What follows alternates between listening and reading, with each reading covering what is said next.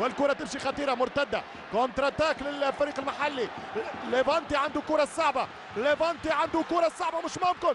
كوني والهدف الأول، الهدف الأول من هارونا كوني، الهدف الأول من هارونا كوني في منتصف الشوط الثاني. 1-0 لليفانتي في كبرى المفاجآت في هدف نموذجي. كوني يسجل الهدف الأول. 1-0 من كوني بعد خطأ فادح في تمركز المدافعين المدريديين. هنا الكرة وهنا الانطلاق وهنا الهدف الايفواري. 1-0 للاعب كوني هارونا كوني يسجل 1 ليفانتي 0 ريال مدريد. حقيقة مباراة مثيرة، والشوط الثاني يؤكد فيه ليفانتي طموحاته ويؤكد فيها سباقيته ويؤكد فيها في دقائق افضليته.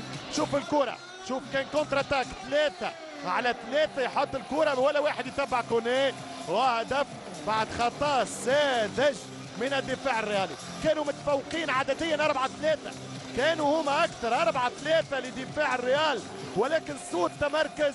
كوني يهرب من الرقابة، يسحب نفسه للخلف، يلعب له الكرة والروتري ورا هي يضربها القدام ويفتح باب التسجيل. 1-0 ليفانتي على ريال مدريد.